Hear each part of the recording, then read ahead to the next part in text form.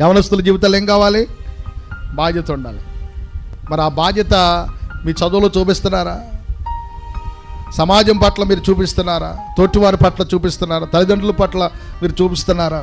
So కనుక ఇక్కడ బాధ్యత ఉండాలన్న మాటకు నేను రాసుకున్నది ఏంటనంటే, దేవుడు నాకు ఇచ్చిన ప్రేరేపణ బట్టి సమాజానికి, కుటుంబానికి, తల్లిదండ్రులకు, సంఘానికి నేనంటాను బాధ్యత కలిగిన వ్యక్తిగా నువ్వు మార్చబడాలి. బాధ్యత లేకపోతే ఏది మనం చేయలేం. చేస్తామండి? ఓ ఉద్యోగం చేయాలి, బాధ్యత ఉండాలి లేదా? మంచిగా చదువుకోవాలి, బాధ్యత ఉండాలి లేదా? ఓ పని చేయాలి, మంచిగా బాధ్యత ఉండాలి లేదా? ఈ రోజున చాలామందికి బాధ్యత లేదు. అయ్యి బాబోయ్, మామూలుగా కాదు. అసలు మనం ఎలా వచ్చాం, ఎక్కడి నుంచి వచ్చాం, ఏ స్థితిలో ఉన్నాం, ఎలా ఉంది మన పరిస్థితులు ఏంటి, కుటుంబ పరిస్థితులు ఏంటి? నేనంటాను చిన్న వయసు నుంచే ఖచ్చితంగా నువ్వు మంచి యోచన చేయాలి, మంచి బాధ్యత కలిగిన వ్యక్తిగా ఉండాలి. మీరు బాధ్యత కలిగిన వారైతే ఖచ్చితంగా దీవెనకు యోగ్యులుగా మీరు మార్చబడతారు. ఆమేన్ చెప్పండి గట్టిగా.